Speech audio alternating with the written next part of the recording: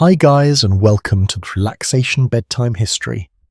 Tonight we slip quietly into a dimly lit room where a small glass bottle rests in your palm, warm from your touch, its contents promising relief so gentle it feels almost like kindness. The air is still, the sounds of the street softened by distance, and you find yourself pausing for just a moment watching the liquid catch the faint light. It does not look dangerous. It looks like help. Like rest, like something that might finally take the edge off a long day. And yet, if we are being honest, you probably would not survive this journey quite as comfortably as you might hope. So before you get comfortable, take a moment to like the video and subscribe, but only if you genuinely enjoy what I do here. And if you feel like it, share where you are in the world and what time it is for you right now. There is something quietly comforting about knowing who else is here listening, along in the same calm moment. Now dim the lights. You sit with that small bottle in your hand, turning it slightly, watching how the liquid inside moves with a slow, almost syrupy grace. It smells faintly bitter when you uncork it, a sharp edge beneath something medicinal and strangely sweet. This is laudanum, a mixture of opium dissolved in alcohol, and in the 19th century it is one of the most common remedies you can find. People take it for pain, for coughs, for sleepless nights, for nerves that feel too tight and thoughts that refuse to settle. A widely accepted historical understanding tells us that opium-based medicines were not rare or hidden during this time. They were everywhere, sold openly, recommended by doctors, advertised in newspapers, and passed between neighbours as a simple solution to discomfort. You would not need to search for it. It would already be waiting for you. You raise the bottle, slightly hesitating, just long enough to notice your own reflection in the glass.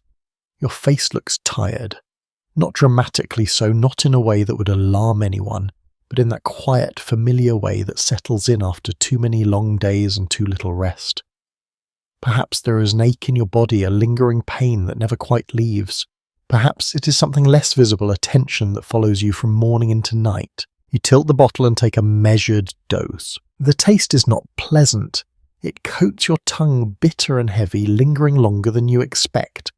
But you swallow anyway, chasing it with a sip of water, or perhaps nothing at all, letting the sensation fade on its own. For a few moments, nothing happens. The room remains the same, the chair beneath you still firm, the air still quiet. Then gradually something shifts. It is subtle at first, your shoulders loosen just a fraction. The tightness in your chest softens. The small persistent discomfort you had almost stopped noticing begins to ease. You breathe a little deeper without thinking about it. The edges of your thoughts blur slightly, not in a confusing way, but in a gentle smoothing, as though someone has taken a cloth and softened the sharp corners of your mind. You do not feel out of control, quite the opposite.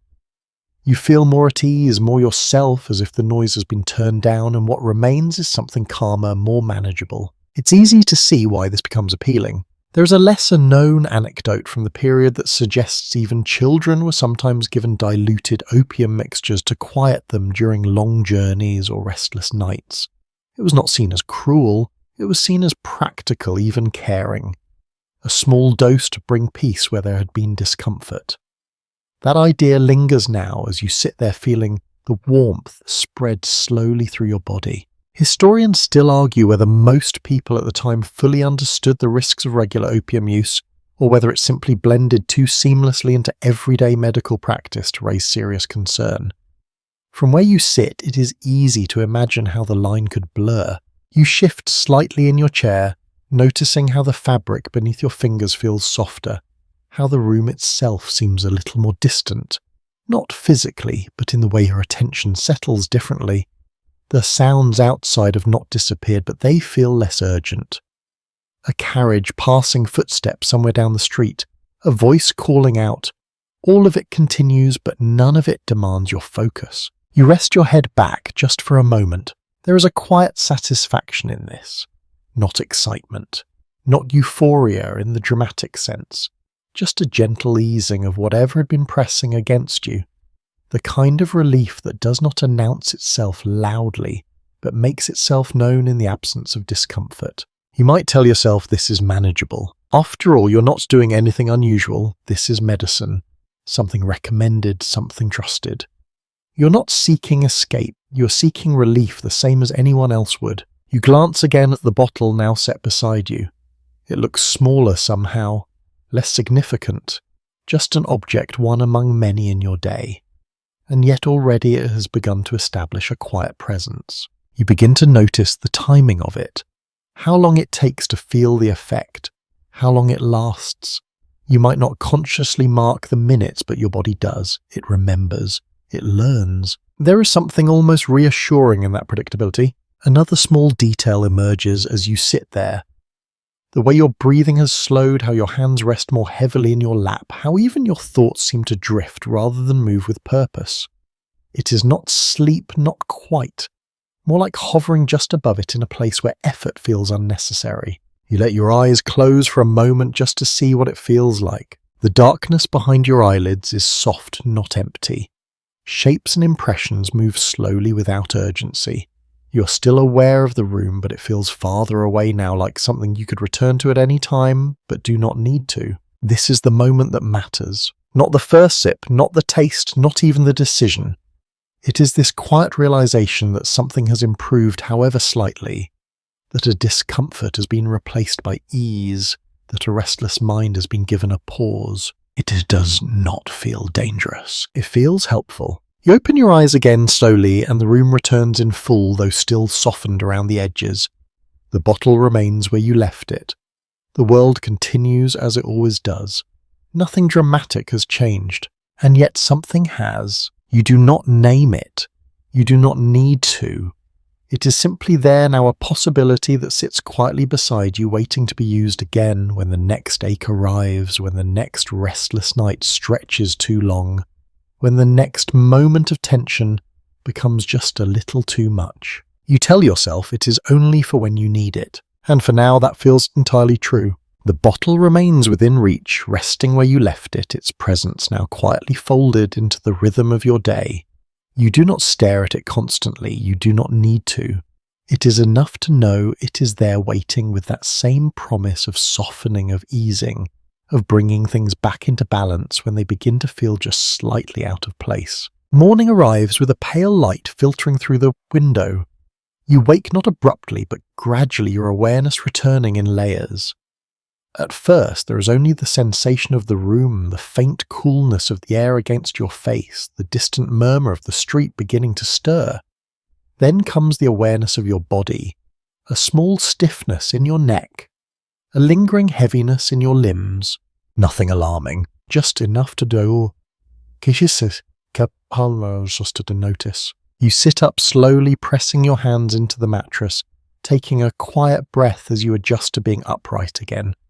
There is a brief pause, a moment where you simply sit, letting your thoughts gather themselves. And then, almost without thinking, your gaze drifts toward the place where you left the bottle. It is not a strong pull, not a demand, more like a suggestion. You tell yourself it makes sense. A small dose in the morning could smooth out the stiffness, help you start the day more comfortably. After all, many people in the 19th century begin their day with remedies. Bitters, tonics, syrups. This is no different. A commonly accepted historical fact is that laudanum and similar opium preparations were often used as everyday medicine, not reserved for extreme cases. People took them for headaches, for digestive troubles, for what they simply described as nerves. It was part of ordinary life, woven into routines in a way that feels almost surprising from a modern perspective. You reach for the bottle. The glass is cool this time, the liquid inside still and dark. You measure out a small amount, perhaps a little less than last night, or perhaps a little more. It's difficult to say with precision. There are no strict instructions that you follow closely, just a sense of what feels right. You take it. Again, the taste spreads across your tongue, bitter, familiar now, though no more pleasant. You swallow, letting it settle already, anticipating the shift that will follow. And as you move through the early moments of your morning, you begin to notice the same gentle changes returning. The stiffness eases, your breathing deepens, the small irritations that might have bothered you begin to lose their sharpness. You dress, move about the room, perhaps prepare something simple to eat. Your actions feel smoother, less burdened by hesitation. There is a quiet efficiency in the way you move, as though each task has been made just a little easier to complete. It becomes quite naturally part of the ritual, a small dose before the day begins. Not because you must, but because it helps. That is how you understand it. There is a curious detail from the period that notes how many households kept multiple bottles of patent medicines, often without clear labels or standardized measurements. A single cabinet might contain remedies for cough, pain, sleeplessness, and nerves, many of them containing opium in varying strengths. It was not always obvious how much one was taking or how often these substances overlapped. You might find yourself in a similar situation without quite realizing it. A spoonful here, a few drops there, a second preparation taken later in the day, each one reasonable on its own, together something more. Historians still debate whether the widespread use of these medicines created a form of dependency that went largely unrecognized, or whether people of the time simply accepted a certain level of reliance as part of managing everyday discomfort. Sitting here, moving through your morning with a quiet sense of ease, it's not difficult to see how the distinction could become blurred. You step outside the air meeting you with a mild coolness that feels refreshing rather than sharp. The street is active now, though not crowded. A carriage rolls past at a steady pace. A shopkeeper opens shutters, the wood creaking softly as it moves. Voices rise and fall in conversation, none of them urgent, all part of the steady unfolding of the day. You walk. Your steps feel measured, grounded. There is a calmness in your pace, a lack of hurry that might not have been there before. You notice small details, the texture of the road beneath your feet, the way light reflects off windows, the faint scent of something baking from a nearby shop. It all feels slightly more distant and yet more manageable. You might even find yourself thinking that this is how things should feel. Balanced, quiet, under control. As the hours pass, the effect begins to soften. Not abruptly, not in a way that demands immediate attention, but gradually. The clarity returns first. Then the small tensions, the faint restlessness. Nothing overwhelming, but enough to notice the difference. And with that noticing comes a thought. Perhaps another small dose would help. You hesitate just briefly, not out of fear, but out of consideration. Is it necessary? Could you continue without it? The answer is not entirely clear. You could manage, certainly, but you could also feel better. It is a simple calculation. You reach for the bottle again, or perhaps for a second preparation, something sold under a different name but offering a similar comfort. This time the act feels even more natural. Less like a decision, more like a continuation of what you've already begun. The rhythm starts to form. Morning, midday, evening. Not rigid, not fixed, but present. You begin to organize your day around it in small, almost invisible ways.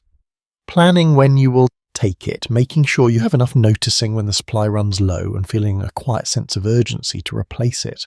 There is no dramatic moment where everything changes. Instead, it is this, a gradual weaving of the substance into the fabric of your life, until it is no longer something suppretti, but something expected. Something that belongs. You sit again later in the day, perhaps in the same chair as before. The light now softer, the sounds of the street beginning to settle into evening patterns. You feel the familiar warmth return, the easing, the quieting of whatever had begun to tighten. And once again it feels right. Not excessive. Not dangerous. Just helpful. You rest your hands in your lap, noticing how still they are. How little effort it takes to simply exist in this moment. The world continues beyond you, but you do not feel pressed to engage with it fully. It is enough to be here in this softened space. And as you sit there, you do not yet realize that the ritual you have formed so gentle, so reasonable, is already beginning to shape the way your days will unfold. Not all at once, but steadily. The pattern settles without announcing itself. You wake, you move, you pause, and somewhere within those quiet intervals the bottle waits, no longer an object you consider deeply, but something you include. Like a cup, like a chair, like a small habit that fits neatly into the corners of your day. The room feels familiar in a different way now. Not just as a space you occupy, but as a place that quietly accommodates your routine. The table holds the bottle. The drawer keeps an extra vial.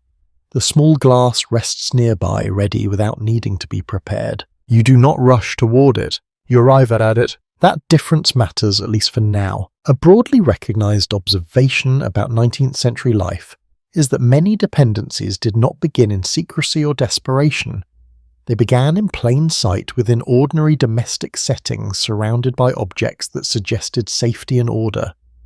Opium use often unfolded not in dark corners but in well-kept homes among people who considered themselves sensible, measured, and in control. You sit by the window watching the street below. The movement of people feels steady, predictable. A woman passes carrying a basket. A man adjusts his coat as he walks.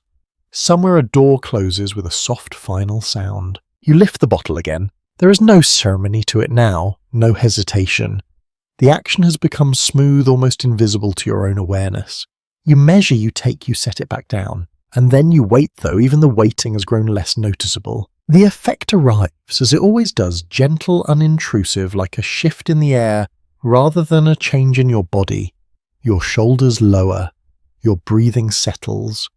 The faint background tension you might not have named disappears quietly, leaving behind something that feels closer to ease than anything else. You lean back slightly, letting your head rest against the chair. There is a moment, brief but clear, where you recognize how natural this has become. You might even feel a small sense of satisfaction. You have found something that works. There is a curious detail preserved in letters from the period where individuals describe their daily routines with opium in the same tone they might use for tea or coffee. One writer notes the importance of keeping a steady supply, not as a warning, but as a practical piece of advice like ensuring there is enough wood for the fire or enough food for the week. It does not read like concern, it reads like maintenance. Historians still argue whether this normalization reflects a genuine lack of awareness or a quiet acceptance of dependence as a manageable condition. Sitting here with the light filtering in and your body at ease, it is difficult to see anything alarming in it. You shift your attention to the small details around you. The grain of the wood on the table, the faint marks on the glass, the way dust moves slowly in the light. Your senses feel softened but not dulled entirely. More like they have been wrapped in something gentle, something that keeps harshness at a distance without removing awareness completely. Time passes. It does not rush. It stretches. You might notice that tasks take a little longer, though you do not feel impatient about it. There is less urgency in everything you do. Less pressure to move quickly, to decide immediately to react. This too feels like a kind of improvement.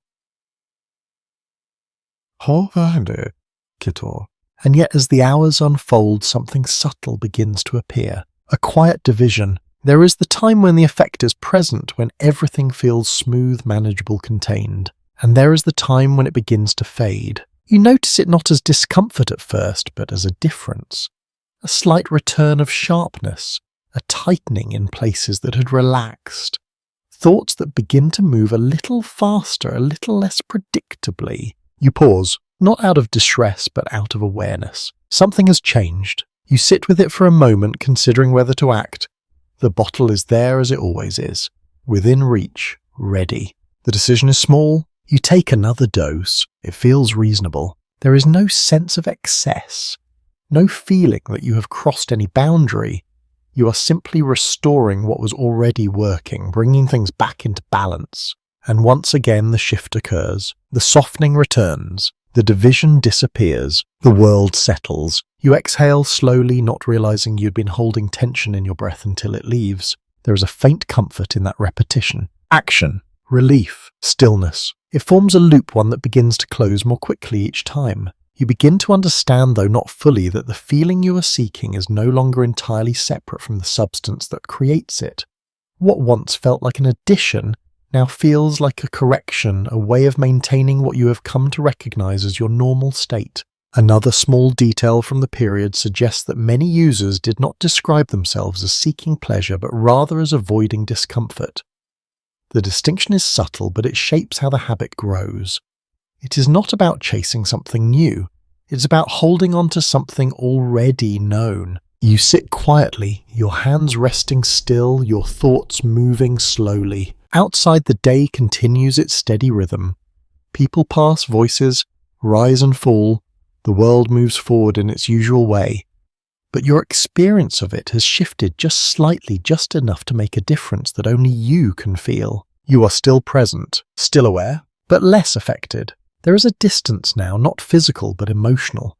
A soft barrier that keeps the sharper edges of the world from reaching you fully. At first, this feels like protection, like control. You close your eyes again, letting the sensations settle deeper. There is no urgency to open them, no need to move. The chair supports you.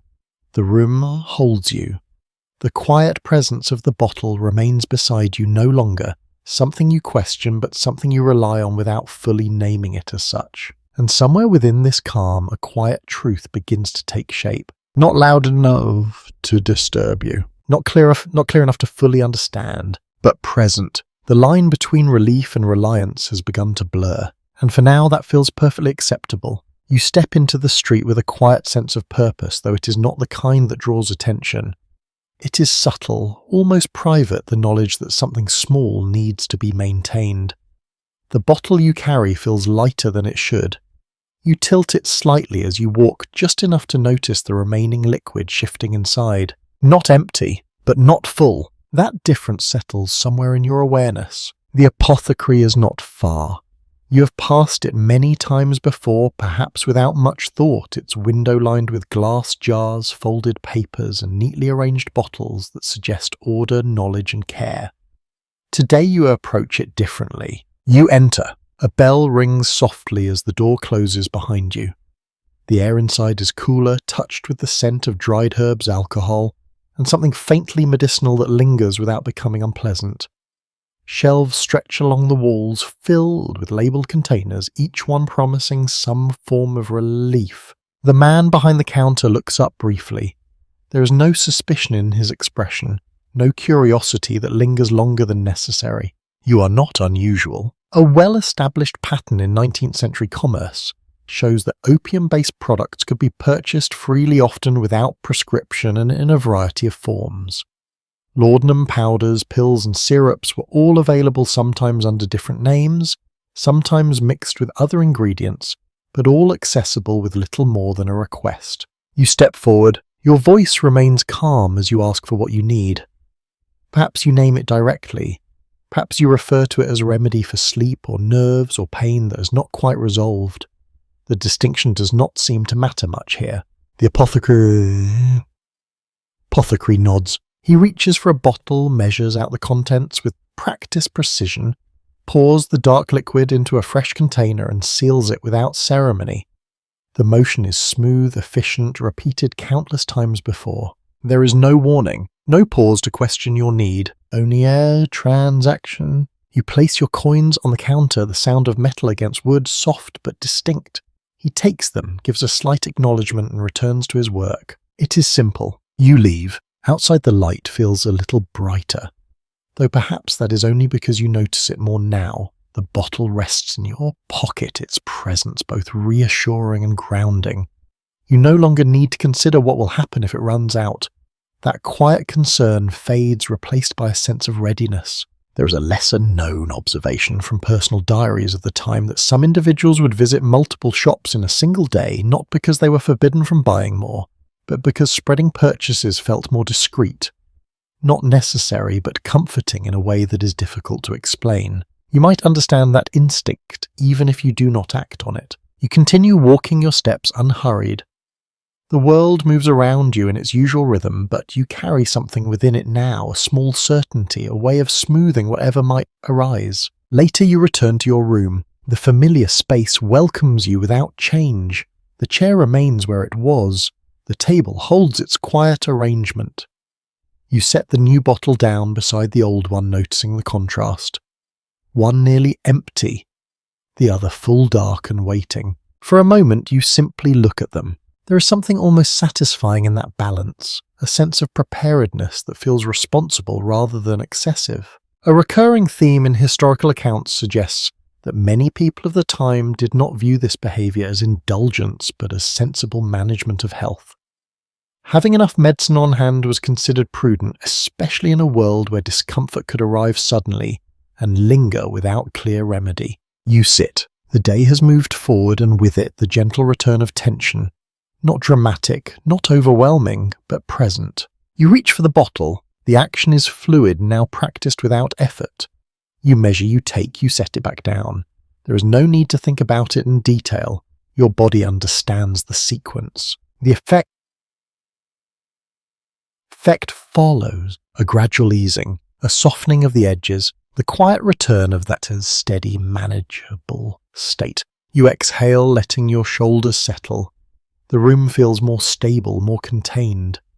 The small disturbances that might have occupied your thoughts drift away without resistance. And yet something else has changed. The distance between need and action has shortened. Where once you paused, considered, waited, you now move more quickly.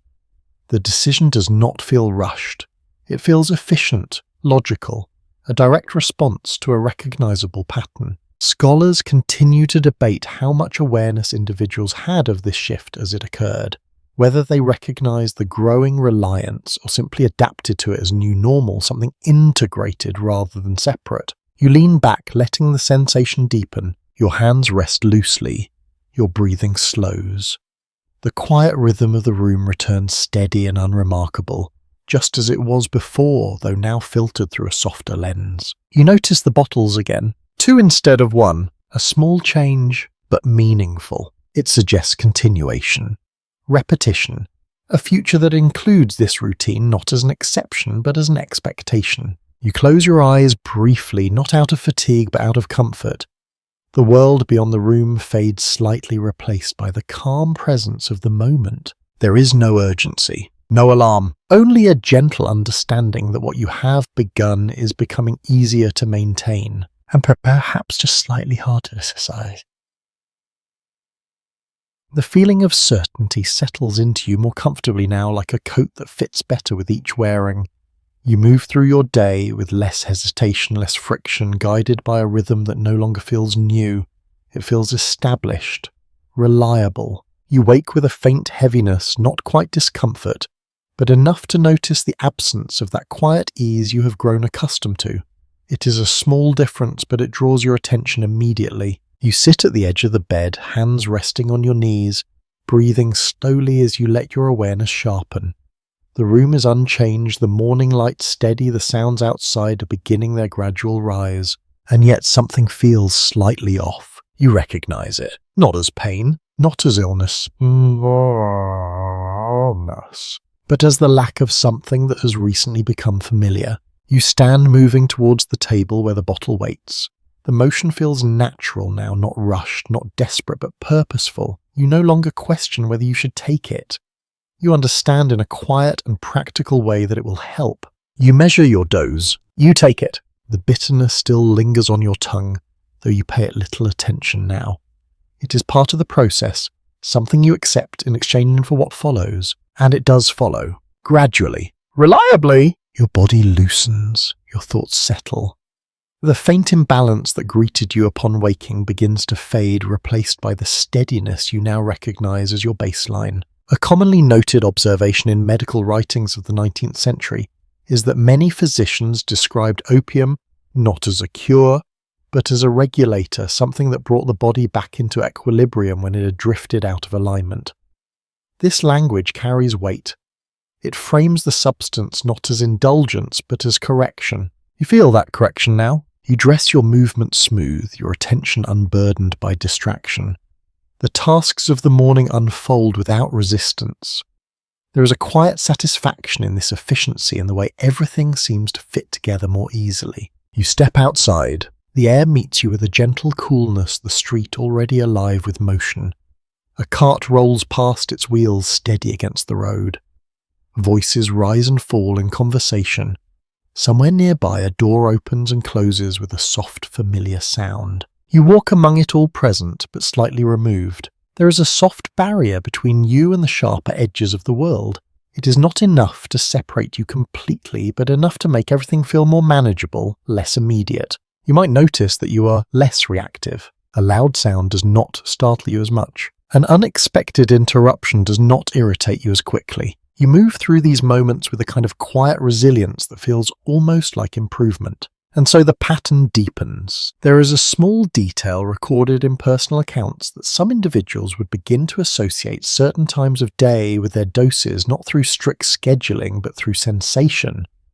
A particular hour might begin to feel incomplete without it, not because of habit alone, but because the body itself begins to expect the shift. You begin to sense that. Midday approaches, and with it a subtle qi. The clarity of the morning softens. The calm remains, but it becomes less stable. A faint restlessness returns, not strong enough to disrupt you, but noticeable enough to suggest a solution. You pause, you consider. Then, almost without effort, you act. Another dose. It feels appropriate, measured, reasonable. You take it, and once again the familiar sequence unfolds. The easing, the settling, the return to that balanced state you now recognize as your preferred way of being. You sit for a moment letting it take hold. There is a quiet satisfaction in the predictability of it. You know what will happen, you know how it will feel. There are no surprises. And that perhaps is part of the appeal. Writers and observers from the period sometimes remarked on how opium use blurred the boundary between illness and comfort, making it difficult to determine where one ended and the other began. If you feel better after taking it, does that mean you were unwell before? Or does it simply mean you have improved your state? You do not dwell on the question for long. It does not seem urgent. You continue through your day, moving from one task to the next with a steady, unhurried pace. The world unfolds around you, and you remain within it, though slightly cushioned from its sharper elements. Time passes. The afternoon light shifts, growing softer, more diffuse. The sounds of the street change in tone, less active, more dispersed. You return to your room. The bottles remain where you left them. One less full now, the other still waiting. You notice them, but only briefly. They are no longer objects of focus. They are part of the environment. You sit, you rest, and as the evening approaches, you feel the pattern again. The subtle return of tension, the quiet suggestion that something could be improved. You reach for the bottle once more. There is no hesitation now, no questioning. Only continuation. You take your dose, and as the effect settles over you, you realize, perhaps without fully forming the thought, that this is no longer simply something you use. It is something you maintain. A condition, a state, a version of yourself that feels more complete than the one that exists without it. And for now, that feels entirely acceptable. The habit does not announce itself as a habit. It settles, quietly. You move through your days with a growing sense that things are simply arranged this way now. The bottle on the table, the second one tucked away just in case. The small practiced motions that no longer require thought. You wake, and before you fully open your eyes, there is already a faint awareness of what will follow. Not a craving, not a sharp need, but an expectation. A gentle understanding that the day will begin more smoothly once you take that first measured dose. You sit up slowly. The room greets you in its usual way, the light soft, the air cool, the faint sounds of morning drifting in from outside. You rest your hands in your lap, pausing for a moment as your thoughts gather. There is a slight unease, not pain, not distress, but something that feels just slightly out of alignment. You recognize it now more clearly than before, and without much consideration you reach for the bottle. The action feels as natural as stretching, as routine as standing. You measure the liquid, bring it to your lips, swallow, and set the bottle back down. Then you wait, not consciously. Your body waits, and the shift arrives. The easing, the settling, the quiet return to balance. You exhale softly, your shoulders loosening as the familiar calm takes hold. The small discomfort fades, replaced by that steady, manageable state you have come to rely on. It feels right. There is an often overlooked detail in historical records that many opium users did not consider themselves indulgent or reckless. They saw themselves as practical, managing their bodies in the best way available to them. In a time when medical understanding was limited, and pain could linger without clear explanation, relief carried its own justification. You might feel that same quiet reasoning now. You are not seeking excess. You are maintaining comfort. You move through your morning dressing, preparing for the day, stepping outside into the steady rhythm of the street. The world continues as it always does, full of motion, sound, and small interactions that pass without much notice. You walk among it present, but slightly softened at the edges. There is a distance now, though it does not feel like separation. more like insulation. The sharper moments of the day reach you less directly.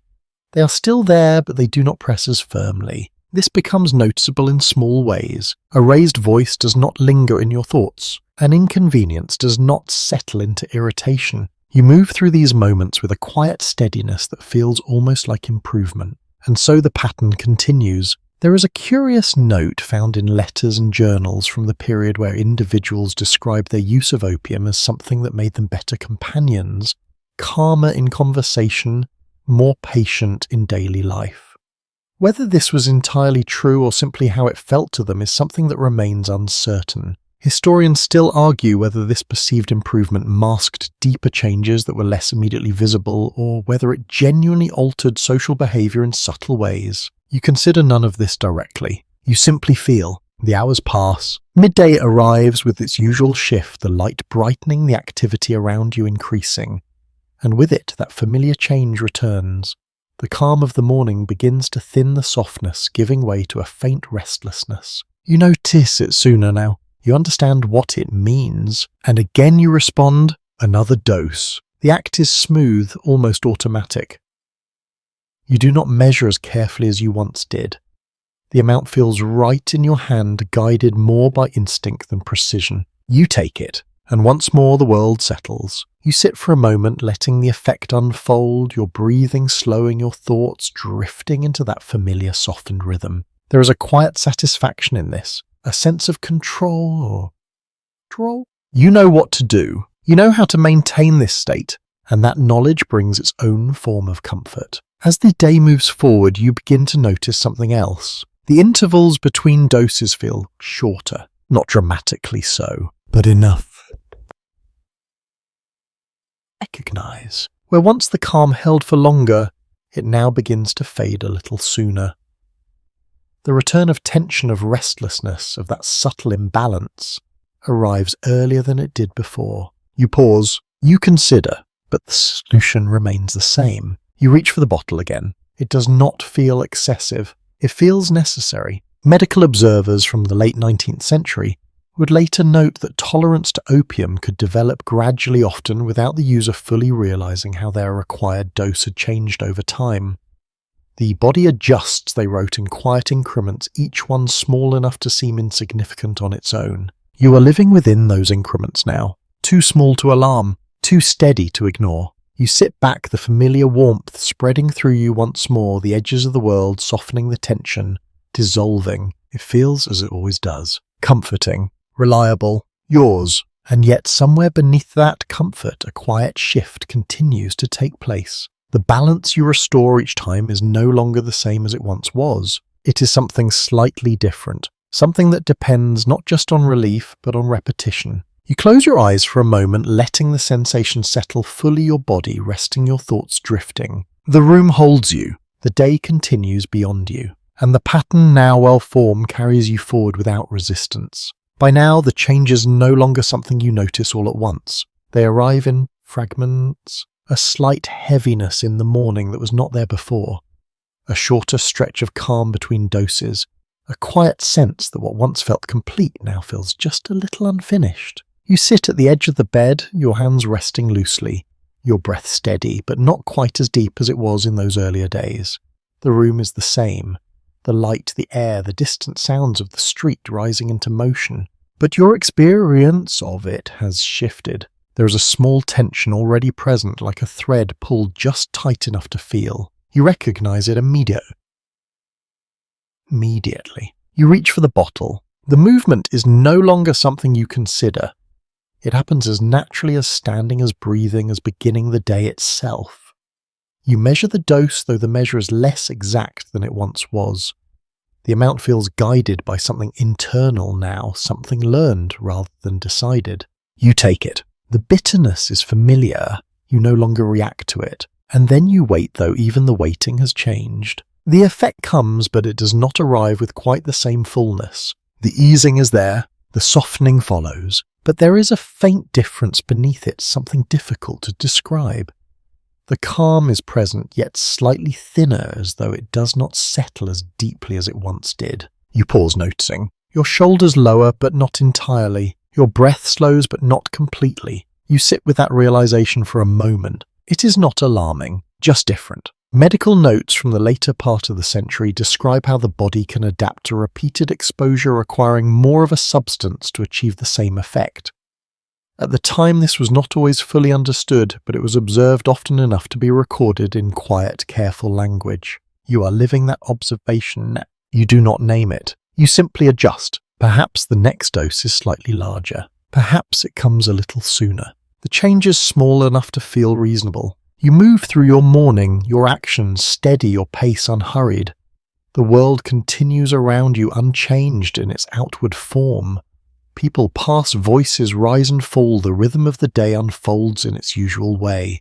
And yet you find yourself measuring something beneath it. Time, not by clocks, but by sensation. How long the calm holds. When it begins to fade, how quickly you can restore it. There is a brief moment as you walk where you realize you're thinking about this more often than before. Not with concern, with attention. A small but steady awareness that follows you from one part of the day to the next. There is an unusual detail noted in some personal accounts that individuals would begin to carry their doses with them not out of urgency but out of convenience. A small vial tucked into a pocket ready if needed, so that the rhythm of the day would not be interrupted. You now understand that instinct. The idea of being without it, even for a short time, feels less comfortable than it once did. Not frightening, just inconvenient. You continue walking, your hand occasionally brushing against your pocket, feeling the shape of the bottle inside.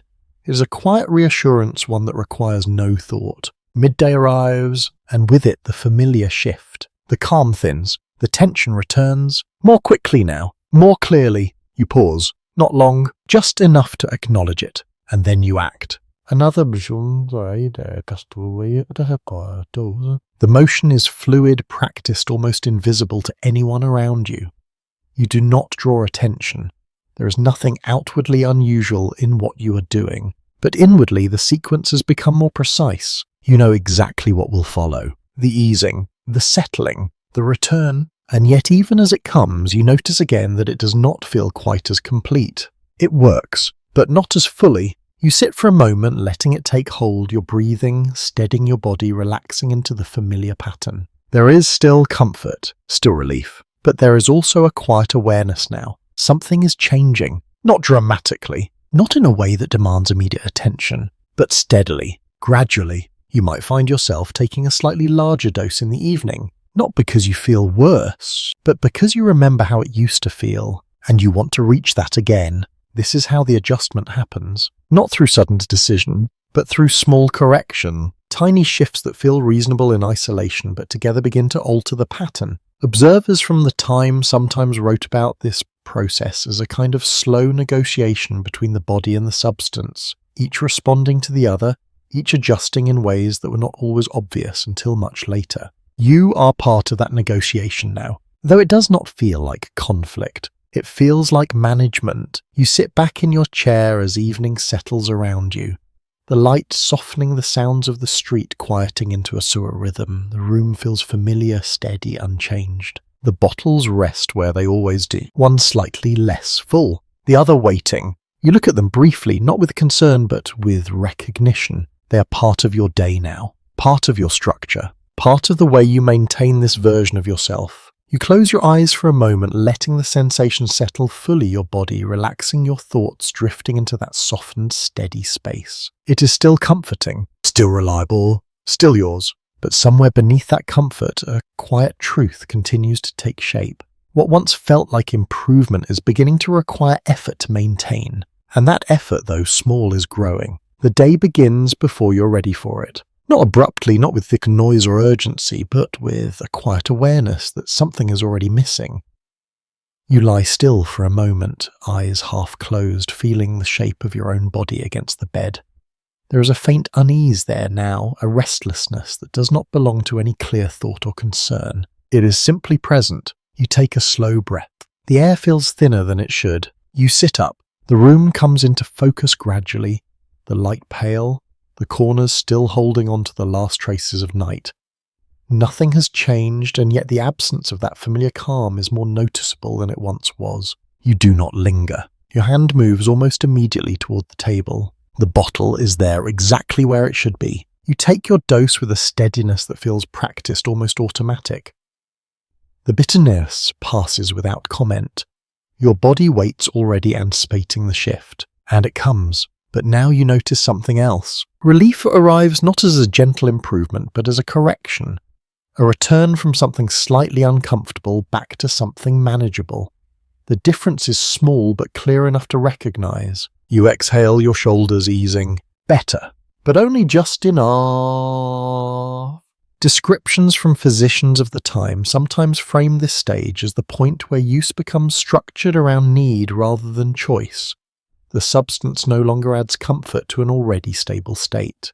It restores what feels like a necessary baseline. You move through your morning with that awareness quietly beneath everything. Your steps are steady, your actions controlled, but your attention drifts more frequently towards time.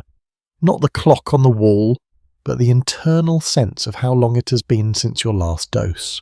You begin to measure your day differently, not by tasks, not by hours, but by intervals. There is a peculiar note in some personal writings that individuals would describe their routines not as sequences of events, but as stretches between doses. Morning until midday, midday until evening, evening until sleep.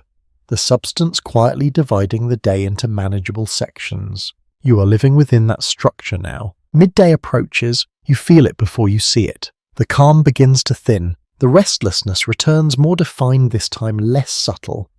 Your thoughts move a little faster. Your body feels slightly unsettled, as though something has shifted out of place.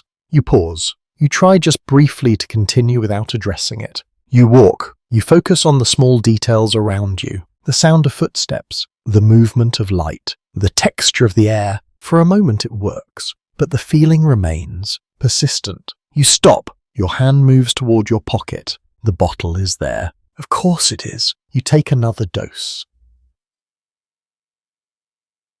The motion is quicker, now less deliberate. There is no need to consider. The decision has already been made by the time you act. Relief follows. You feel it more clearly now, not just as comfort, but as the lifting of something that had begun to press against you.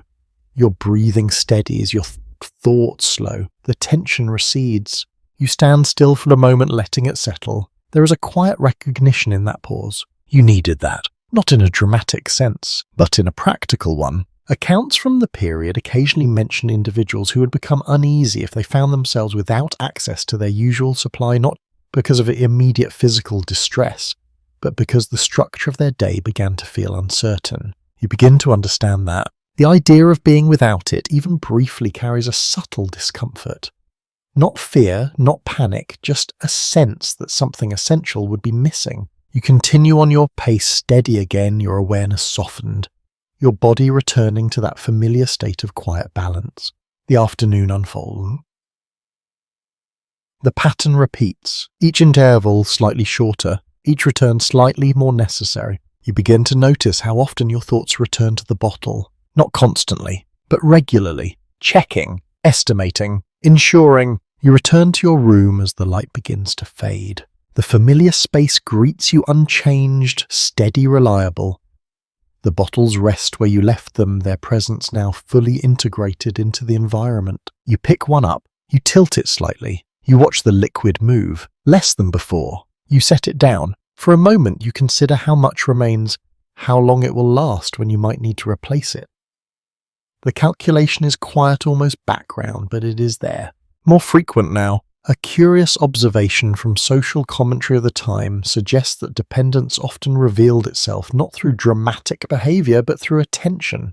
What a person notices, what they track, what they quietly prioritize. Your attention has shifted. You sit. You take another dose. Evening settles around you, the light softening the sounds of the street, quieting into a slower rhythm. The familiar warmth spreads, the tension dissolves, the world recedes slightly. You close your eyes. The sensation is still comforting, still effective, but now it carries a different quality, not just relief, maintenance. You are no longer stepping into something better. You're holding on to something that would otherwise slip away. And as you sit there breathing slowly, your body at rest, your thoughts drifting, you realize, perhaps without fully forming the words, that your day is no longer simply lived. It is managed, carefully, repeatedly, one interval at a time. There comes a day when the rhythm falters, not dramatically, not all at once, but enough to feel. You wake as you always do, the faint unease already present, the quiet understanding of what will bring things back into balance.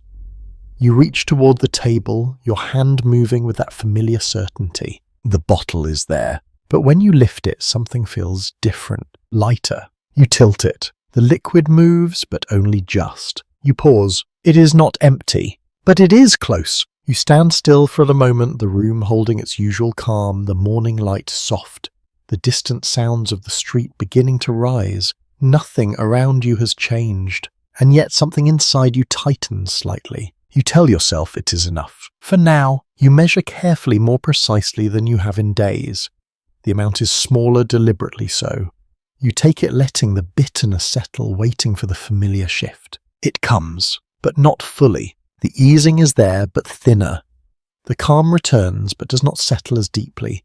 There is a faint edge beneath it, something that does not quite smooth away. You sit with it. You tell yourself it will pass. It usually does. You move through your morning, your actions steady, your pace controlled, but your attention is different now. It circles back again and again to the bottle. How much remains? How long it will last? When you will need more? This calculation is no longer background. It is present. A practical detail noted in pharmacy records from the time is that supply could be inconsistent depending on location, cost and access.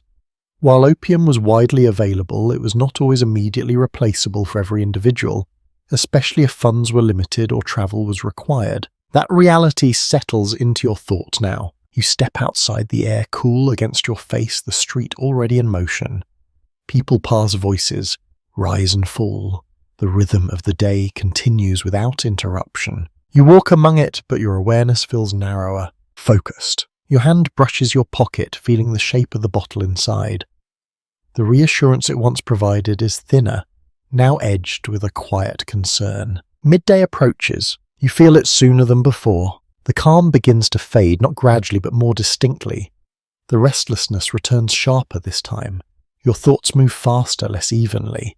Your body feels unsettled, as though something has shifted out of place. You pause. You try to continue. You take a few more steps. You focus on the world around you, the sound of wheels against the road, the movement of light across the buildings, the murmur of conversation, but the feeling does not recede. It grows. You stop. You take the bottle from your pocket. You measure what remains, less than you hoped. You hesitate, just briefly calculating. Then you take a dose, smaller than you would prefer. It is not enough. You feel it almost immediately. The easing comes, but only partially.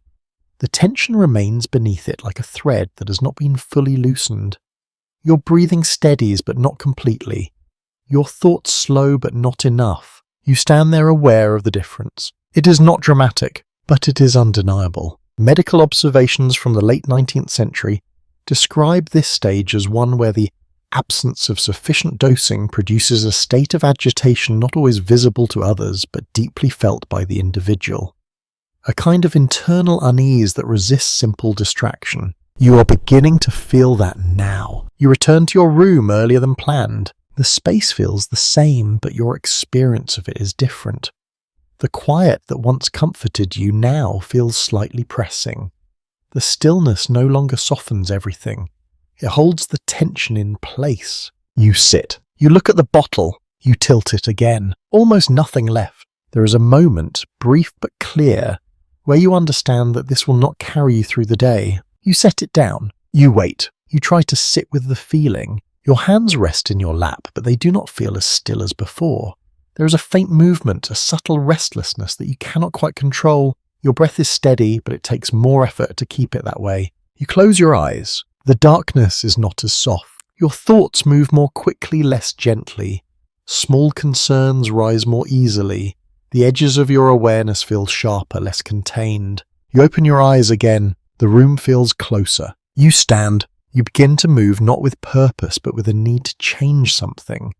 You adjust objects on the table. You pace a few steps. You sit again, then stand once more. The calm is gone. Not entirely, but enough to notice its absence. There is a lesser-known detail in personal accounts that some individuals describe this state not as pain, but as a kind of unravelling, a loss of the quiet cohesion they had come to rely on. Not dramatic, not visible, but deeply unsettling. You understand that now? You reach for the bottle again. You know there is little left. You take it anyway. The final amount. It is not enough. The effect barely registers. You sit back, your hand resting, your breath steadying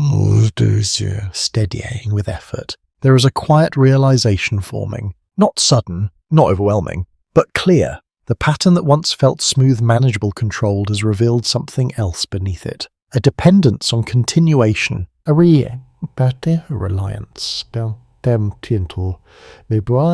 on supply. A structure that holds only as long as it can be maintained. You sit there, the room unchanged, the world continuing beyond you, and for the first time the absence of what you have come to depend on feels like something you cannot easily ignore. Not dramatic, not visible, but present and growing. You do not wait long before seeking help, not because you panic, but because the feeling does not settle on its own. The room holds you in that quiet stillness, yet the calm you once relied on does not return.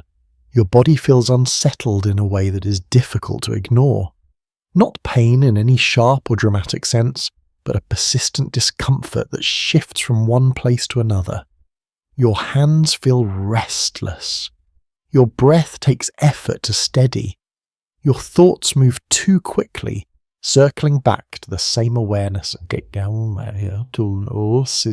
and again. You need something to bring it back into balance. So you go to a doctor. The office is modest, orderly, filled with the quiet authority of books, instruments, and carefully arranged bottles. The man who greets you does not seem surprised. He listens as you describe your discomfort, your difficulty resting the unease that has settled into your body. You do not speak of dependence. You speak of symptom. He nods. There is no judgment in his expression, only recognition. A frequently cited feature of 19th century medical practice is that physicians often relied on opium and its derivatives as one of the most effective tools available to them. In an era before modern pain management, it was considered a dependable remedy for a wide range of conditions from physical injury to nervous distress. You sit as he prepares a dose. Perhaps he adjusts the strength. Perhaps he recommends a different preparation. The details vary, but the outcome is familiar. He offers you relief. You take it, and once again the shift arrives. More complete this time. The tension eases. More fully, the restlessness fades, the quiet.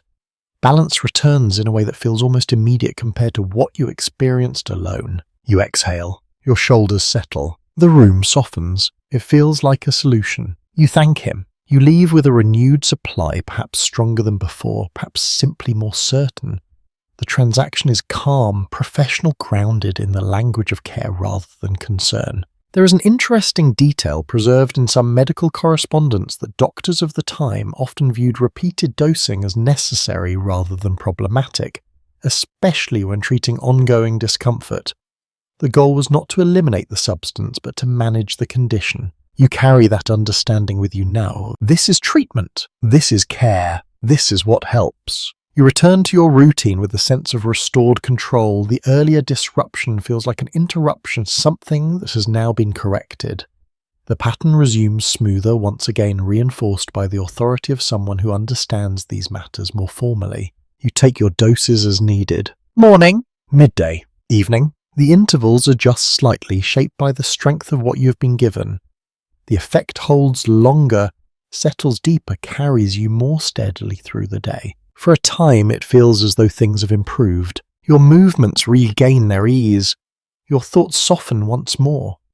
The quiet distance between you and the sharper edges of the world returns. You sit in your room as evening approaches, the light fading, the familiar calm settling around you. And yet something remains, a subtle awareness. The relief you feel now comes not just from the substance itself, but from the assurance that it is available, that someone else has confirmed its use, that you are not navigating this alone. There is comfort in that, but also reinforcement. A lesser discussed observation from later reflections suggests that medical endorsement often strengthened reliance, not through intention but through reassurance. When a trusted figure confirms a behavior, it becomes more deeply integrated, more difficult to question. You may not think about that directly, but it shapes how you feel. The next time discomfort begins to return, you do not hesitate. You follow the guidance you have been given. You take another dose. It works. Again. And so the pattern deepens further. You begin to notice that your understanding of yourself has shifted slightly. You no longer see these moments of unease as something to endure or observe. You see them as something to correct, something with a solution, something you know how to handle. Researchers examining this period have long debated the role of physicians in the spread of opium dependence, some suggesting they unknowingly contributed to it, others arguing they were simply using the best tools available at the time. From where you stand, that question feels distant. What matters is this: you feel better. You sit back, your body at ease, your breathing slow, your thoughts drifting gently. The room holds you once more. The world continues beyond it, and the path you are on feels not only manageable but justified. The discomfort you felt earlier fades into memory, softened by the knowledge that it can be addressed. And so you continue, not with urgency,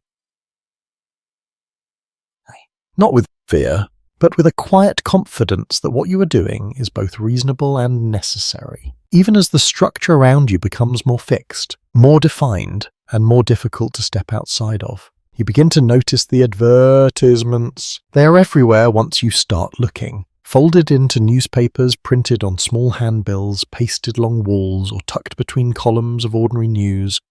They promise relief in confident, almost reassuring language. Not just for pain, but for nerves, for sleeplessness, for the vague unease that is difficult to describe but easy to recognize. You pause with one in your hand. The paper is thin, the ink slightly uneven, but the message is clear.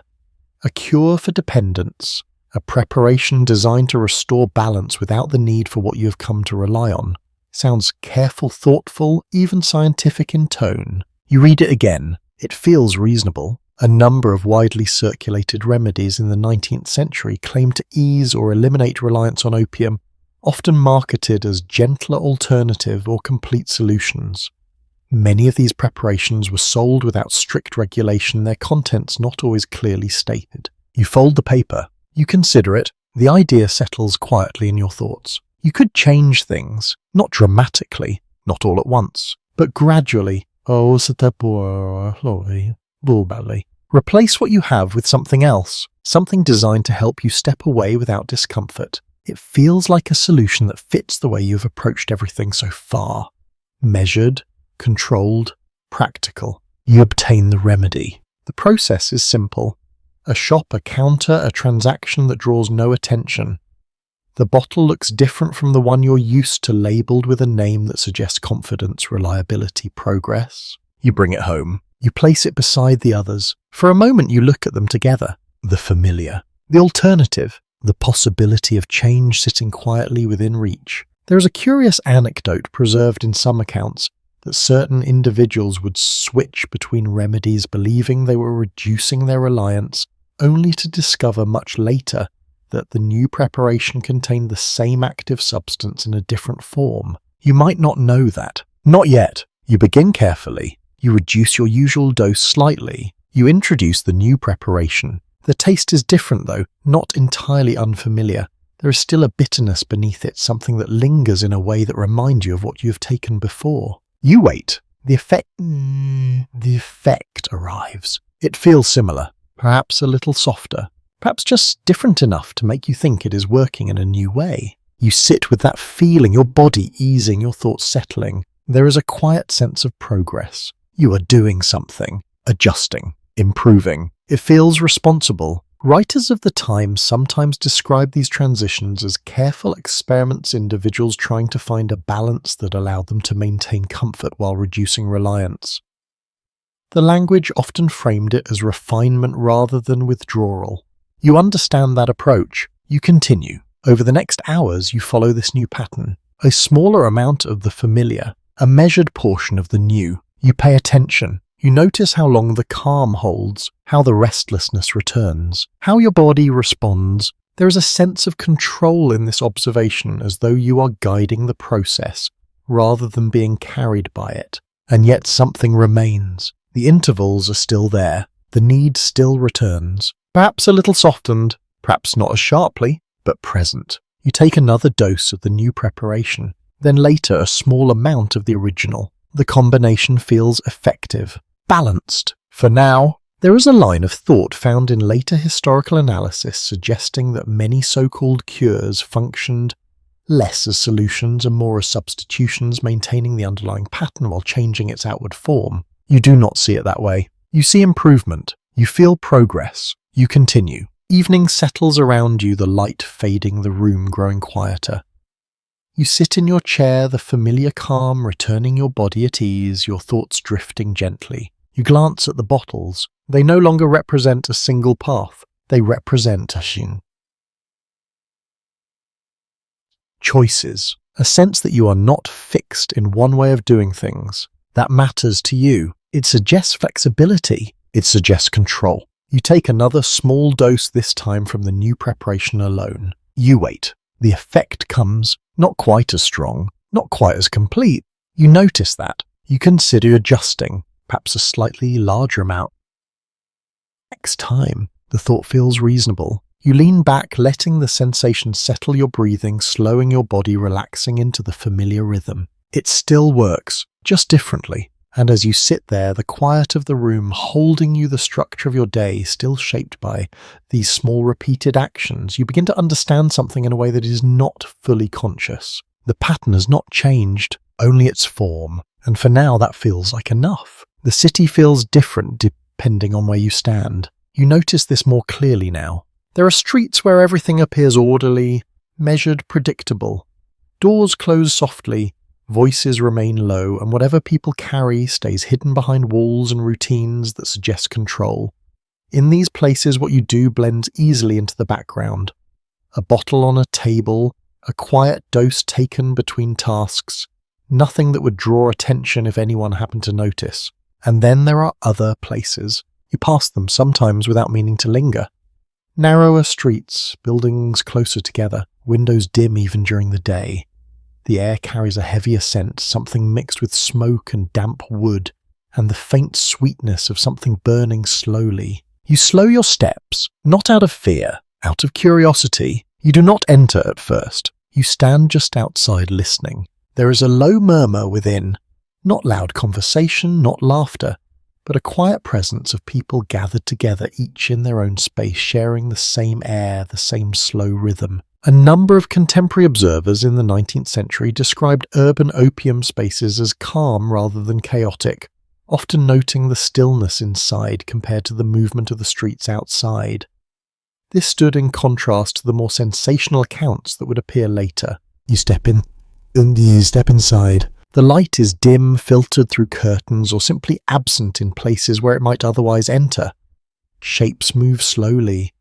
Figures sit or recline, their movements unhurried, their attention turned inward. No one looks at you for bonk. There is no interruption, no announcement of your presence. You find a place to sit. The air feels thick, not unpleasant but heavy with something you recognize, a scent that settles into your awareness and stays there. You take a moment. You observe. The people around you are not so different from those you pass in the street. Their clothing varies. Some appear well kept, others less so. Their expressions are calm, distant, absorbed in something private. There is a quiet understanding in the room. No one explains anything. No one needs to. You take your own dose. The motion feels the same as it does at home, though. The setting is different. The effect follows, as it always does, the easing, the softening, the gradual shift into that familiar state. But here something else accompanies it, a shared stillness. You are not alone in this moment. You sit among others who understand the same rhythm, the same need to settle, to smooth, to quiet what might otherwise feel too sharp. There is a small detail noted in travel writings of the time that some visitors describe these spaces as oddly peaceful, even contemplative though, filtered through the observer's own expectations and assumptions. You might feel that now. Not excitement, not excess, just quiet. Time moves differently here. It stretches, the outside world fades. You become aware of your breathing, of the slow rise and fall of your chest, of the way your body settles into the space without effort. You do not speak. There is no need. You sit, and for a while that is enough. Eventually you stand, you leave. The street greets you again, brighter, louder, more defined. The contrast is noticeable. The movement of people, the sound of wheels, the shifting light all feel sharper after the stillness you have just left behind. You pause for a moment. You adjust. Then you continue. There is a point often discussed in later reflections that environment shapes experience as much as substance does. The same action taken in different settings can carry different meanings, different sensations, different effects on the mind. You begin to understand that. At home it is routine. Here it is shared. Both feel valid. Both feel real. You return to your room as evening approaches. The familiar space receives you again, quiet, unchanged. The bottles remain where they always are, the structure of your day waiting to continue. You sit. You take another dose. The effect settles over you, as it always does, steady, reliable. But now there is a new layer to your awareness. You have seen how this exists beyond your own space, how it moves through the city, how it connects people who may never speak but share the same quiet understanding. It does not alarm you. It does not comfort you. It simply becomes part of what you know. You lean back, your body at ease, your thoughts drifting slowly. The room holds you. The city continues beyond it. And the pattern you follow now extends further than you once imagined, not confined to your own routine, but part of something wider, still quiet, still steady, still unfolding. The memory of the war lingers in ways that are not always visible. You hear it in conversation sometimes, in the quiet pauses that follow certain topics, in the way people refer to the past with a tone that suggests something unfinished. You see it too in the way some men move through the streets, their steps measured differently, their posture shaped by injuries that do not fully heal. You begin to notice them more now. A man leaning slightly to one side as he walks, another who pauses more often than others, as though the effort of movement requires careful pacing. There is a shared understanding in the way people look at them, a recognition that something has been endured, something that continues beyond the battlefield. You pass by one such man as you move through the street. He sits near the entrance of a building, his expression calm but distant. In his hand you notice a small bottle not unlike your own. He lifts it, takes a measured amount, and sets it back down with the same quiet familiarity you have come to know. You recognize the motion immediately. A detail often noted in post-war medical reports is that large numbers of soldiers returned home with injuries that required ongoing pain management, and opium-based treatments were among the most commonly prescribed options available to them at the time. You understand that now in a way that feels less abstract. This is not confined to you. It moves through the lives of others, shaped by different experiences but following a similar pattern. You continue walking, your thoughts quieter than usual. There is a weight to this realization, though. It does not feel heavy in the moment. More like an expansion of what you already knew, an awareness that your experience fits into something larger. You return to your room. The familiar space welcomes you unchanged, steady. The bottles remain where they always are, their presence now fully integrated into the structure of your day. You sit. You take your dose.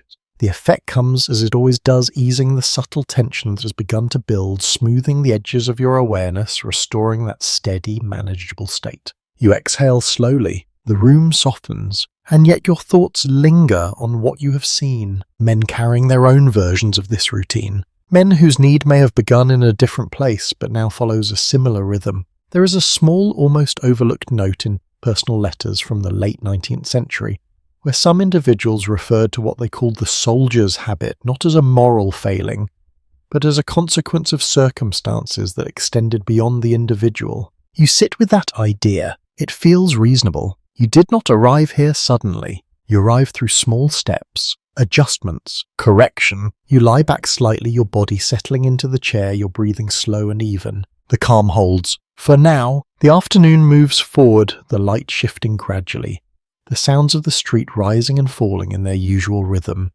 You remain within your space, aware but not engaged, your thoughts drifting between observation and stillness. As the hours pass, you notice the familiar change. The calm begins to thin. The restlessness returns. It is not sharp, not overwhelming, but it is clear. You know what it means. You reach for the bottle again. The motion is immediate, unquestioned. You take your dose. The effect follows, relief returns, but as it does, you notice something else. A faint echo of what you felt earlier. Not physical, something quieter, an awareness. You're not alone in this, not unique, part of a pattern that moves through the lives of many, shaped by different causes but sustained in similar ways. Some historians continue to examine how the aftermath of the Civil War contributed to widespread opium use, debating the extent to which it influenced patterns of dependence across the country.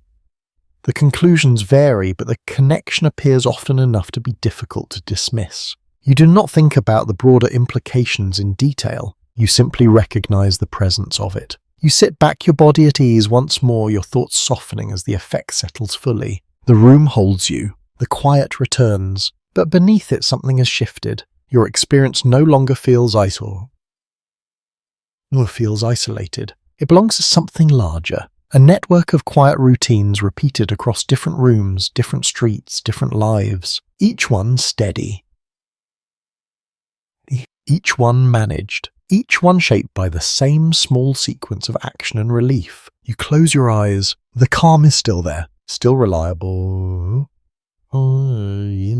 still yours, but now it carries a different weight. Not heavier, just broader.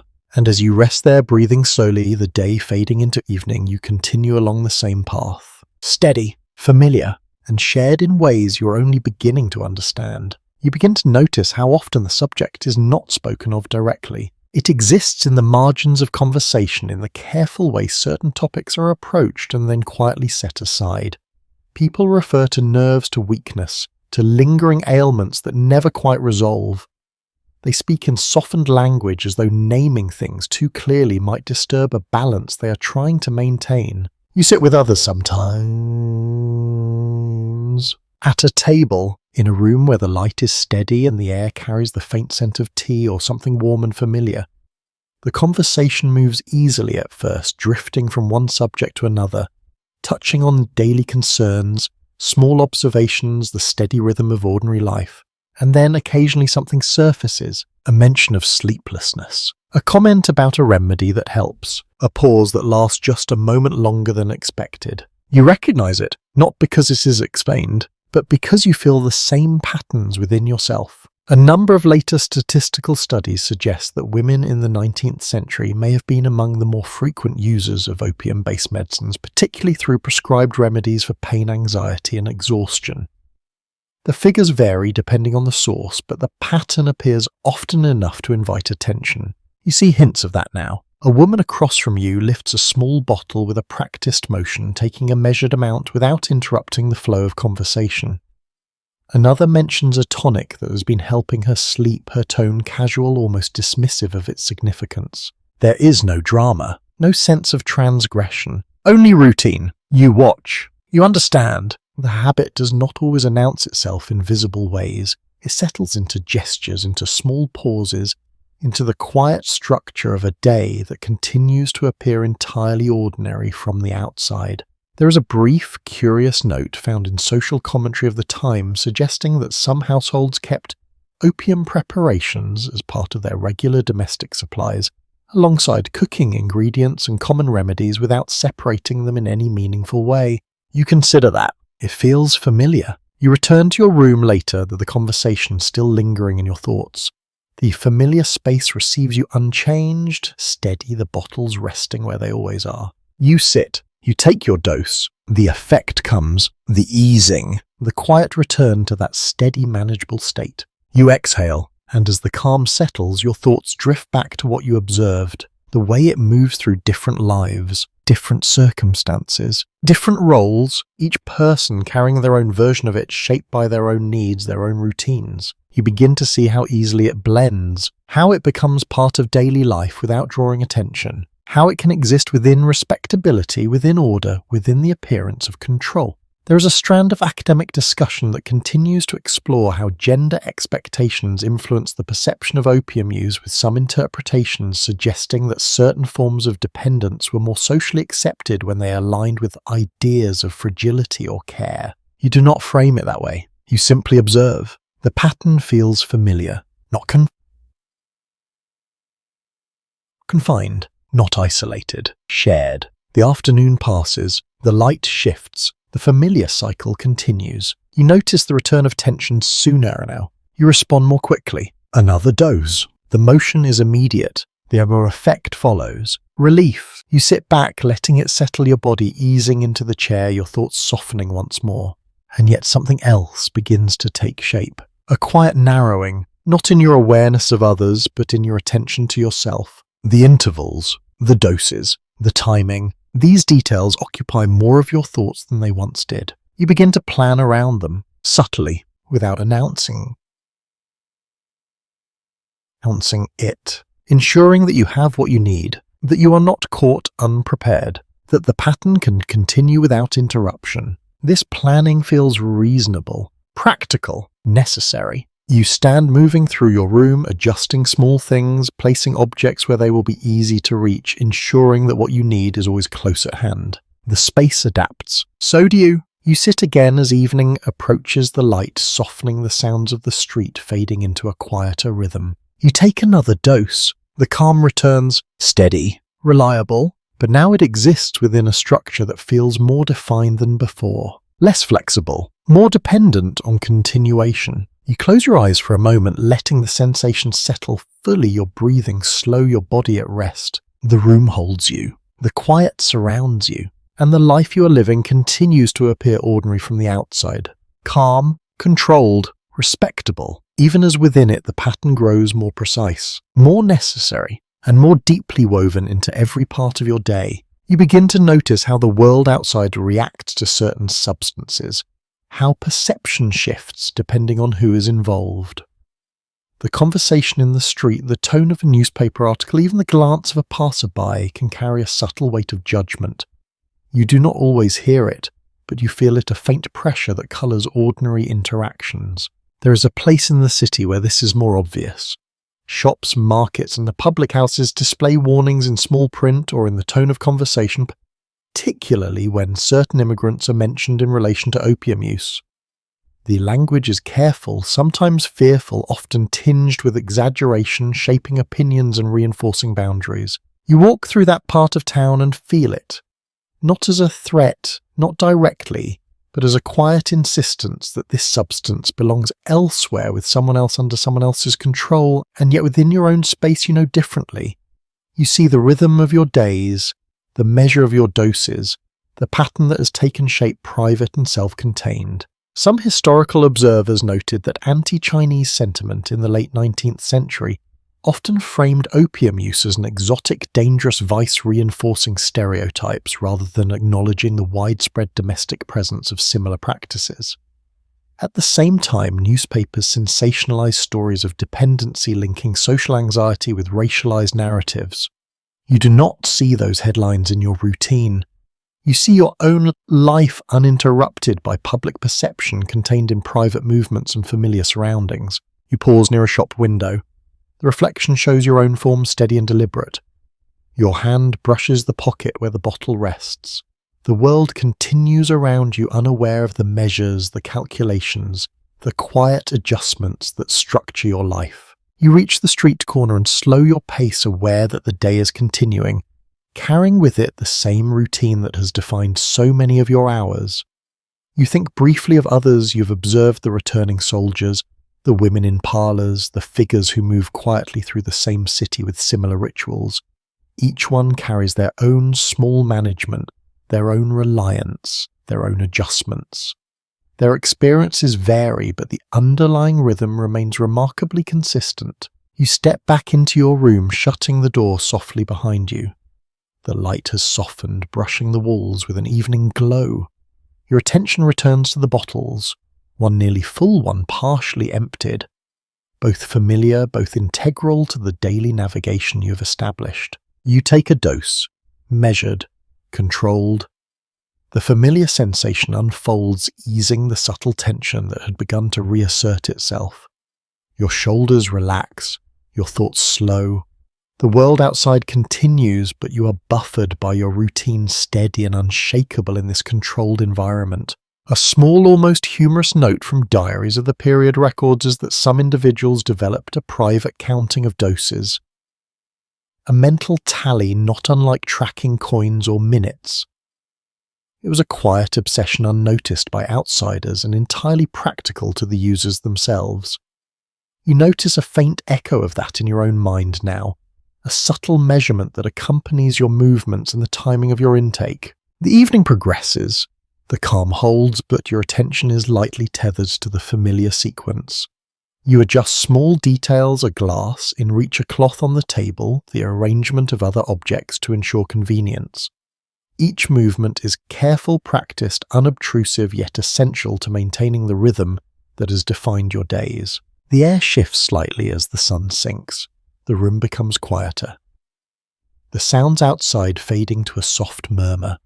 You sit back, your hands resting loosely in your lap, and allow the effect to settle, fully spreading warmth and steadiness through your body. The edges of the day, once sharp and unpredictable, now feel contained, softened, manageable. There is a faint awareness, subtle but persistent, that this pattern is becoming integral to your experience. It is no longer just about relief. It is about stability, about continuity, about sustaining the version of yourself that exists in this carefully measured balance. Scholars have long debated how much public perception, gender and class influence the way individuals experienced and justified such habits. You do not need to think about that now. You simply feel the pattern, its logic, its quiet necessity. You exhale deeply. The calm is familiar. The world beyond the room continues, but it does not intrude. You close your eyes, letting your thoughts drift slowly, comfortably, and the quiet rhythm of your life carries you through the final hours of light. The evening grows long, and you find yourself settling into a quieter pace. The light outside softens, brushing gold across the edges of the room. You notice the subtle shift in temperature as shadows deepen and the air grows still. It is the kind of moment where the world feels smaller, more contained, as if it has narrowed just enough for your thoughts to follow a single steady thread. You reach for the bottle with the same calm precision you have practiced countless times. Each movement feels almost ritualized now, like brushing your hands over familiar furniture or adjusting the folds of a curtain. You measure the dose carefully, though your body has learned the rhythm well enough that it almost moves without conscious thought. You take it. The taste lingers on your tongue, bitter and medicinal, yet strangely comforting in its consistency. Once it settles, the subtle relief flows through your body. Muscles that had tensed unconsciously soften. Your breathing deepens, and a faint warmth spreads through your chest. The world outside continues, but it feels slightly removed, as if a thin layer has formed between you and the sharper edges of everyday life. You are aware of it, but not disrupted by it. Interestingly, personal diaries from the late 19th century sometimes described how opium users began to time their doses around social expectations. Some would ensure that they were calm and composed for visits, gatherings, or walks through public streets, using the substance not merely for relief, but as a tool to manage impressions. You recognize a faint echo of that practice in your own routine, a quiet coordination between internal rhythm and external perception. You pause and listen to the room, the faint creak of the floorboards under your weight, the soft rustle of fabric, the distant footsteps outside. Each sound seems muted, reshaped by the comfort that flows through you. It is in these moments that the habit feels like more than a simple remedy. It becomes part of the texture of your life, interwoven with daily gestures, subtle decisions, and the quiet pulse of your own awareness. There is a point scholars have long discussed regarding urban opium life. While the public often demonized certain users, the daily reality included a wide variety of people, men and women, different social classes, and even children whose engagement with opium was routine and often medically sanctioned. You are living within that context now, not out of rebellion, not out of vice, but simply following a practice that has become woven into the patterns of ordinary life. A curious observation appears in one memoir. Some individuals kept multiple small bottles each with slightly different strengths or formulations, using them almost like spices to adjust the effect depending on mood or circumstance. You notice a faint similarity in your own approach. A careful attention to timing and amount, a quiet method to ensure consistency. You lean back in your chair, allowing the sensation to settle fully. The tension of the day fades completely, replaced by a steady, manageable calm. Your thoughts drift slowly, unobstructed by urgency, the familiar warmth of your body carrying a sense of quiet satisfaction. Outside, the light dims further and the street sounds soften into evening lullabies of distant wheels and faint voices. You're aware in a calm, almost sleepy way that the pattern you follow, measured doses, attention to timing, and awareness of effect, is no longer just a habit. It has become a defining feature of how you inhabit your world, shaping perception, response, and even the flow of your own day. You take a final moment to observe the room. The bottles rest nearby, one nearly full, the other partially used, a small constellation of quiet reassurance. Your breathing deepens, your muscles soften further. The world outside continues in its rhythm, but for now you exist in a steady, controlled space, aware of the subtle layers of your own life without needing to act beyond them. The night arrives, softly slipping over the city without announcement. The streets grow quieter, the air cooler, carrying a faint dampness that settles into corners and alleys.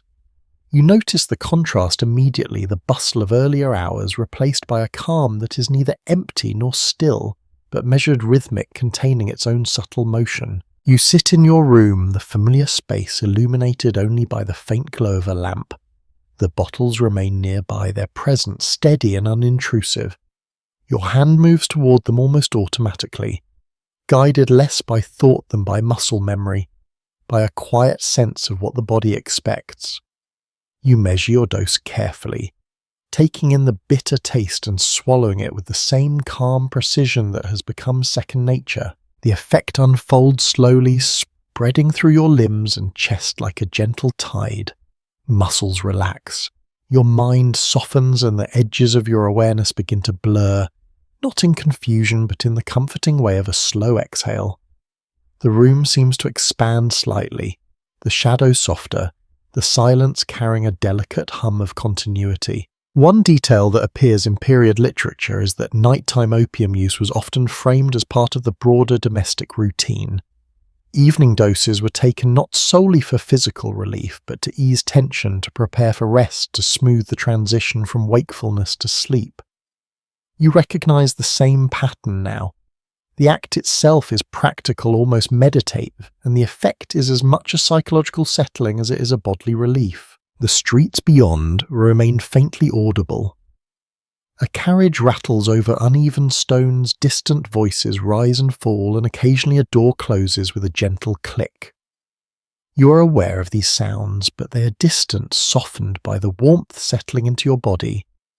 Each one feels like a reminder that the world continues, yet you occupy a space slightly apart, a space defined by rhythm measurement and the quiet administration of your own care. A subtle quirk noted in personal memoirs from the era suggests that some individuals would plan their evening doses around when they expected letters, visitors, or social interactions, timing them so that they would feel steady and composed when required.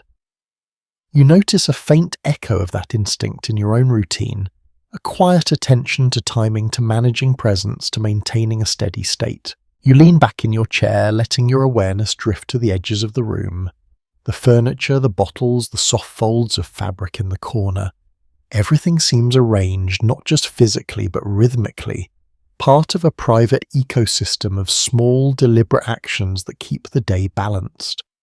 The faint glow of the lamp flickers, and for a moment the room feels suspended in a gentle stillness that holds you without pressing, a calm that neither demands nor disappears. Outside, the night deepens. The faint scent of smoke drifts from chimneys, mingling with the cooler evening air. You inhale slowly, noticing how the subtle layers of sound, light, and scent interact with the feeling spreading through your body. There is no urgency, no looming need, only a quiet rhythm that carries you gently, measured and contained. A point often discussed in social histories is that evening routines involving opium allowed for a private sense of stability, a predictable endpoint to the day in a world that was often noisy, unpredictable and physically demanding. You sense this in your own experience now, the pattern giving structure to hours that might otherwise feel endless or fragmented. You settle further into the chair. Your limbs relax completely, your thoughts drift softly, and the calm continues steady and reliable. You're aware that this pattern taken throughout the day and evening is no longer a simple habit. It is a framework guiding perception, timing, and response, quietly shaping your experience of both the day and the night. Outside, the faint noises fade further. Inside, the room is still. You take a final deep breath, feeling the warmth and steadiness hold fully within your body. You exhale slowly, noticing the small weight of time passing without resistance, the gentle flow of hours defined by repetition, attention, and care. You remain in that quiet, balanced state, your body resting lightly against the ground, your awareness hovering somewhere between stillness and gentle attention. The night has fully settled now, wrapping the landscape in a calm, even darkness. The stars above continue their steady presence, unchanged, distant, yet quietly reassuring. For a while you do nothing. You simply exist in the space, your limbs relaxed, your breathing slow and measured. The room feels steady, almost suspended in its own rhythm, and your thoughts drift without direction or urgency. You notice the faint scent of the lamp oil, the soft creak of the floor, as the house settles, the distant echo of a horse's hooves on cobblestones far below. Each small detail carries a gentle weight, reminding you of presence without pulling at your attention. Eventually your awareness shifts, a faint change in the darkness, almost imperceptible at first. A movement of shadow near the window, a glimmer of light reflecting off glass or metal somewhere beyond the walls. It is subtle, almost alive, a small disturbance in the otherwise calm night. Your body responds slowly, not with alarm, but with gentle attention. You lift your head just enough to catch the difference, feeling the familiar subtle tightening in your chest, the tiny quickening of your pulse. A quirky observation from social accounts of the era notes that nighttime opium use often included moments of heightened awareness like this, where users noticed slight changes in light movement or sound that might have gone unnoticed in full consciousness.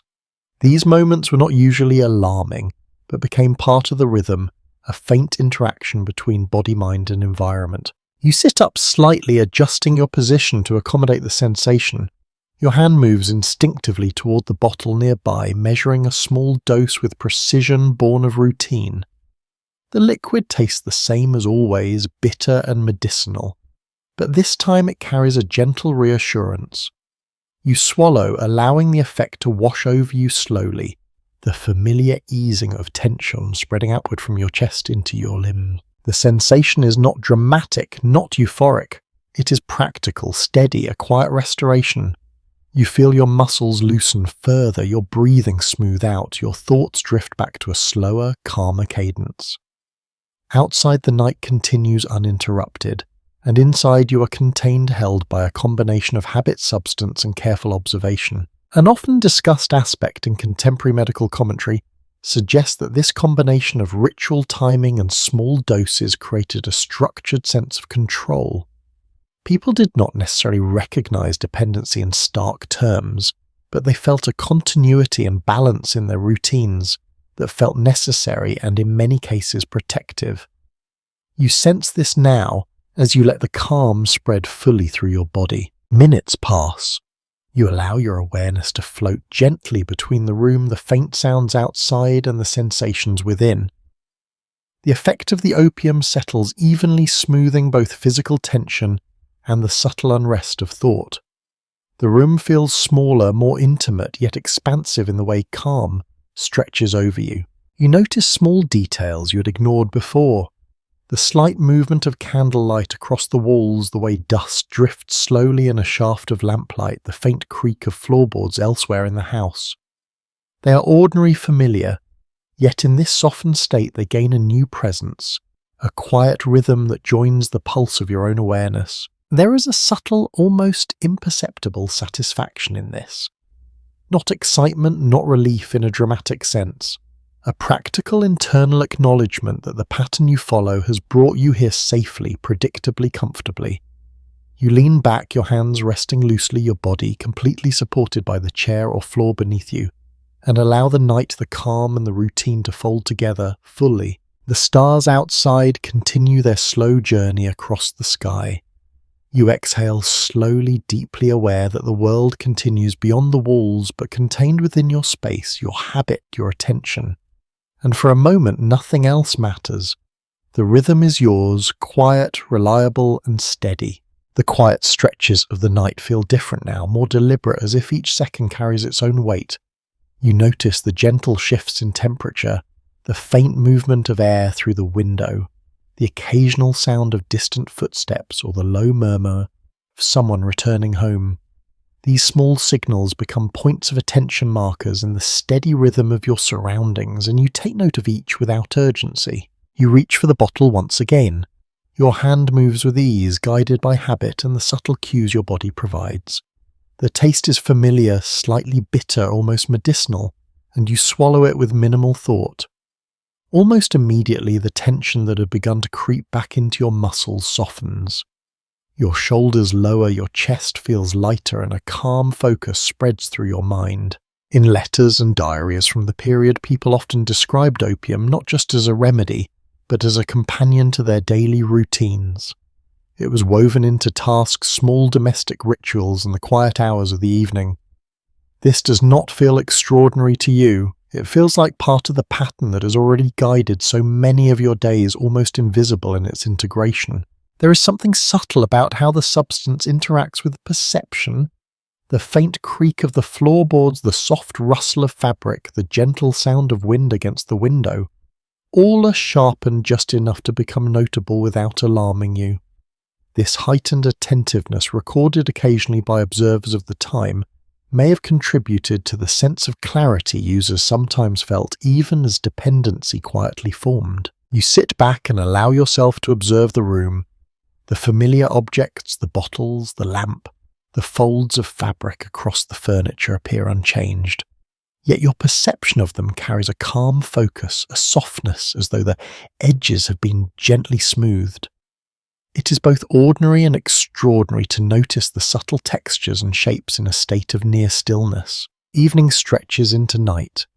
Your thoughts drift slowly unhurried, following the soft cadence of your breathing. The effect of the dose deepens, and a sense of containment settles over your body and mind.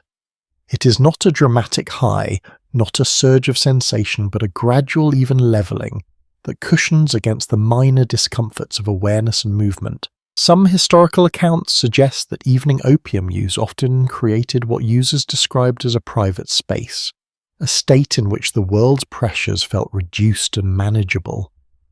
Unlike daytime routines, these moments allowed for reflection, minor observation, and the quiet management of thought, creating a personal rhythm that was both comforting and functional. You notice the familiar way the shadows play across the room, the subtle patterns of light on the walls, the dust suspended in thin beams of illumination. Each detail is noted without urgency, the senses gently tuned to a pace set by your own breathing and awareness. You feel present but slightly removed, capable of observing without interference. A whimsical note appears in one anecdotal source. Some users describe the glow of a lamp or candle as more vivid after a dose, colours appearing subtly richer, textures slightly more detailed. You sense this now, noticing how ordinary objects seem more distinctly patterned than they did before, yet not overwhelming. You rest fully in your chair, your mind calm, your body softened by the effect. The room, the night, and the faint sounds outside combine into a gentle framework that holds your awareness. You do not need to move. You do not need to act. You simply exist, steady, measured, contained within the quiet structure your habit has created. Outside, the stars shine steadily, distant yet constant. You inhale, slowly exhaling fully, feeling the subtle layering of calm habit and awareness. The day's patterns, your doses, and the quiet rhythm of the evening merge into a single encompassing flow. For now, there is no urgency, no pressing need, only presence, quiet observation, and the gentle maintenance of equilibrium. The night deepens further, and you begin to sense the subtle closing of the day. Your body feels heavier in the best way, comfortably weighed by fatigue, softened with familiarity. The quiet is uninterrupted now, with only the faintest traces of sound drifting in from distant streets. A horse's slow clop on cobblestone. A door closing. Somewhere down the block, a voice carried softly by the night air. You note each without urgency, letting your awareness expand and settle at once. You reach for the bottle one last time for the day. The action is seamless, ingrained through repetition, yet precise, almost ceremonial in its quiet practicality. The bitter taste is familiar, predictable, and as you swallow, the effect begins to wash over you in gentle waves. Muscles loosen, tension slips away, and your thoughts settle into a calm rhythm that feels as much like relief as it does like ritual. A detail recorded in letters from household accounts reveals that many people maintain this quiet sequence not for excitement or indulgence, but to hold on to a stable, predictable mental and physical state. The structure created by timing and dosing allowed individuals to navigate the day and night with a sense of order and safety, even amidst the unpredictability of urban life or private concerns. You feel that order now contained within your body and perception. You let your attention drift, observing the small movements of light and shadow in the room. The glow of the lamp casts patterns across walls and furniture that seem more distinct, softer, more deliberate than during the day. You notice the gentle rise and fall of your chest, the subtle warmth pooling in your hands, the faint hum of stillness surrounding your space. It is a quiet, private observation that requires no action and carries no judgment. Some observers of the era commented on the introspective quality that evening doses produced. The effects they noted could heighten sensory awareness, deepen contemplation, and provide a controlled experience of calm, all while minimizing visible signs of strain. You sense this now as ordinary details, the folds of fabric, the glint of metal, the faint shadows take on a softer, steadier presence. The pattern of your day has formed itself into a complete loop. Morning, midday, evening and night. Each interval measured, each adjustment gentle yet precise, each dose maintaining the flow of quiet balance. You're aware of how these sequences define your experience, shaping perception, action, and reflection. It is not only a physical pattern, but a mental one, quietly reinforcing a sense of continuity and control. A curious note from contemporary commentary highlights that while some feared opium's effects, many users found comfort in its predictability and the way it carved a controlled space within the chaos of urban life. It was less about escape and more about navigation, managing nerves, pacing energy, and cultivating an inner stability that could endure daily pressures. You feel that sense, fully aware of its subtle power. You lean back in your chair, allowing the effect to spread completely. The room holds you soft and constant. You exhale slowly, your body relaxing, your mind calm. You notice the familiar sounds outside, faint, distant, ordinary, yet they no longer disturb you. Each noise is part of the environment, no longer a challenge, simply a background for your own steady state. The stars above continue their quiet motion across the sky. You notice them briefly through the window, constant and unchanging, and feel a sense of connection to the larger world outside your private rhythm. The balance you have created within yourself mirrors in a small way the constancy of that distant light. You close your eyes, the calm envelops you fully. Your body is softened, your awareness gentle. The bottles rest near you, familiar and ready, completing the small framework that structures the day, the night, and your own quiet maintenance. The cycle is complete, for now the world is steady, your body is steady, your thoughts drift softly without urgency. The night continues to settle around you, soft and quiet, folding the day into a gentle pause. You feel the weight of your body against the chair or bed beneath you, the firmness of the floor beneath your feet, and the familiar contours of the room that hold you in their calm embrace.